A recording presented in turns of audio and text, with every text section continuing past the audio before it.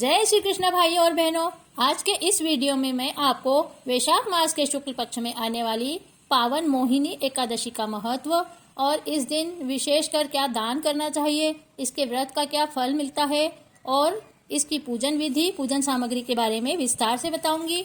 और मोहिनी एकादशी की कथा का एक अलग से हमने वीडियो अपलोड किया है। आप मोहिनी एकादशी की कथा उस वीडियो में अवश्य सुनिए और इस वीडियो को भी पूरा सुनना ना भूलें। तो चलिए वीडियो शुरू करते हैं। वैशाख मास, जिसे माधव मास भी कहा जाता है, भगवान विष्णु की कृपा प्राप्त करने का विशेष मास कहलाता है और सभी भक्तगण भगवान विष्णु की विशेष कृपा प्राप्त करने के लिए इस महीने में स्नान, दान, व्रत का नियम लेते हैं और भगवान विष्णु की विशेष कृपा प्राप्त करते हैं। वैशाख मास के शुक्ल पक्ष में आने वाली एकादशी का नाम मोहिनी एकादशी कहलाता है। यह एकादशी बहुत ही पुण्यदायिनी मानी जाती है। पुराणों के अनुसार वैशाख के पावन महीने में आने वाली इस एकादशी का व्रत, पूजा, दान करने से हर तरह के पाप नष्ट हो जाते हैं। इसका व्रत रखने से मनुष्य मोह जाल और पापों से छुटकारा प्राप्त कर लेते हैं और गंभीर से गंभीर रोगों से भी मुक्ति पा लेते हैं। भावनाओं और माया जाल, मोह से मुक्ति पाने की इच्छा रखने वाले व्यक्तियों के लिए यह एकादशी अति उत्तम फलकारी मानी गई है। स्कंद पुराण के अनुसार विष्णु जी ने इस दिन मोहिनी का रूप धारण किया था, इसीलिए इसका नाम मोहिनी एकादशी पड़ा। स्कंद पुराण में आता है कि इस दिन समुद्र मंथन में अमृत निकला था और अमृत का बंटवारा हुआ था।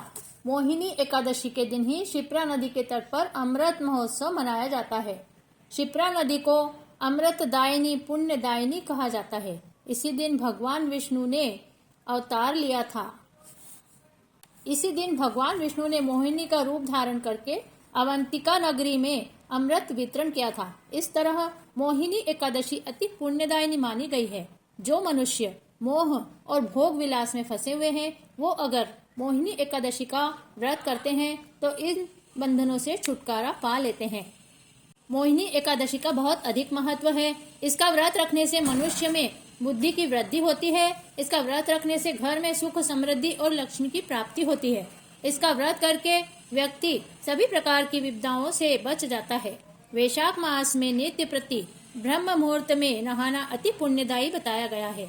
रोज नहीं कर सकते तो 11 से लेकर पूर्णिमा तक का 5 दिन स्नान, दान, व्रत अवश्य करना चाहिए। मैं आपको मोहिनी एकादशी के व्रत के नियम, पूजन विधि, पूजन सामग्री और दान पुण्य के बारे में बताती हूँ। वैशाख मास में नित्य प्रति ब्रह्म मुहूर्त में नहाना अति पुण्यदायी बताया गया है, लेकिन अगर कोई रोज वैशाख मास में नहीं नहा पाया है तो 11 से लेकर पूर्णिमा तक के 5 दिनों में अगर ब्रह्म मुहूर्त में उठकर किसी नदी, तालाब या पोखर में स्नान कर लिया जाए और अगर वो नहीं मिलने पर घर में ही नहाने के जल में गंगा जल और तिल डालकर उस जल से पवित्र स्नान कर लिया जाए तो वह अति पुण्यदायी बताया गया है। इस तरह 5 दिन ब्रह्म मुहूर्त में स्नान करने वाले को पूरे वैशाख मास के स्नान और व्रत का फल प्राप्त हो जाता है। मोहिनी एकादशी के व्रत को दशमी के दिन से ही शुरू कर दें। दशमी के दिन सात्विक भोजन एक समय खावे और सूर्यास्त के बाद बिल्कुल कुछ भी नहीं खावे। मोहिनी एकादशी के दिन ब्रह्म मुहूर्त में उठकर पवित्र जल में गंगा जल और तिल डालकर पवित्र स्नान करें और स्वच्छ कपड़े पहने। उसके बाद सूर्य नारायण को अर्घ्य देवें और पीपल के पेड़ में दूध और जल पितरों के नाम से चढ़ावें, जिससे पितृदोष समाप्त हो जाता है। तुलसी माता को जल चढ़ावें और उनकी पूजा करें। उसके बाद श्री रामचंद्र जी, लक्ष्मी नारायण और लड्डू गोपाल जी का दुग्धाभिषेक, जलाभिषेक करें और उन्हें पवित्र जल से स्नान करवाकर स्वच्छ पोशाक पहनाकर उन्हें विराजित करें। बाद गाय के घी का दीपक जलाकर पवित्र 11 के व्रत का संकल्प लेवें। सके तो भगवान को पीली पोशाक धारण करवावें, पीला चंदन का लेप लगावें और श्रृंगार करें। गाय के घी का दीपक जलावें, पीले फल, नारियल, सुपारी, आंवला, लौंग, पीली खीर, पीले पुष्प चढ़ावें, कथा सुने और उसके बाद भगवान की आरती भी करें और पूजा के समय हुई गलतियों के लिए क्षमा याचना करें। इस दिन भगवान श्री कृष्ण को बांसुरी चढ़ाना चाहिए और बांसुरी का दान भी करना चाहिए। यह अति पुण्यदायी फलकारी बताया गया है।